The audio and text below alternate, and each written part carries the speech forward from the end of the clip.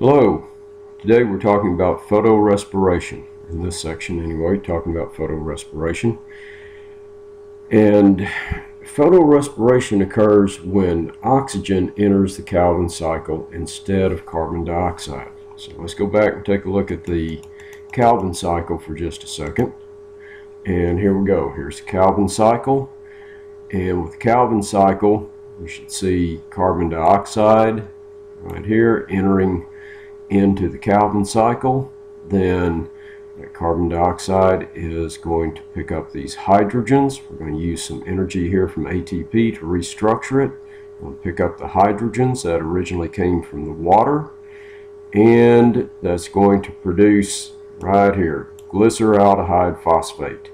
Most of that glyceraldehyde phosphate will end up as glucose, so we typically say that glucose is the end product of photosynthesis.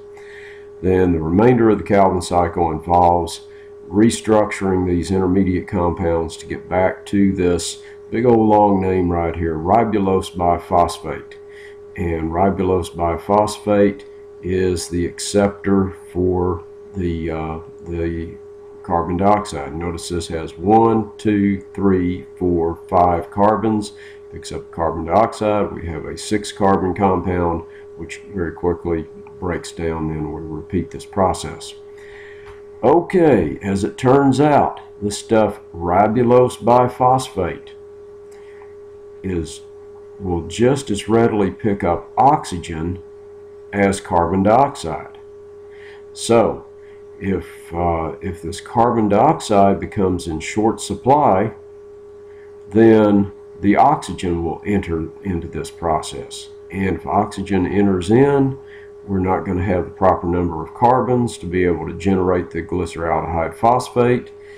And matter of fact, it will take a couple of turns of this Calvin cycle just to restore everything back to where it's supposed to be once oxygen enters. And so this process of photorespiration, where oxygen enters instead of the carbon dioxide, that will reduce this production of carbohydrates down here by as much as 50%. So let's go back down here and look at this.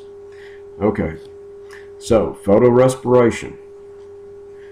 With photorespiration, oxygen enters the Calvin cycle instead of carbon dioxide. Without carbon dioxide, it's not going to produce carbohydrates, and we can reduce carbohydrate production by up to 50%. Now, where does photorespiration occur? Well, down here, the last line.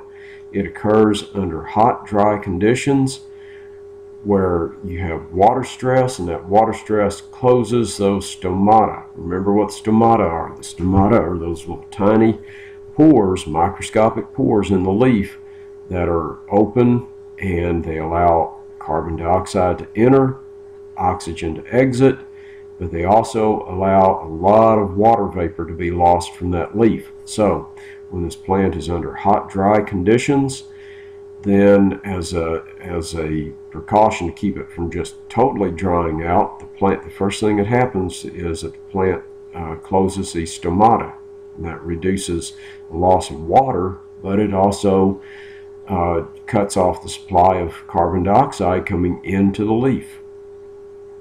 Okay. So keep in mind that if you are a tomato plant, or if you are growing tomato plants or oak trees or soybeans or whatever it may be, photorespiration is something you do not want occurring. Photorespiration is going to reduce the production of carbohydrates, and it is going to reduce the growth of that plant.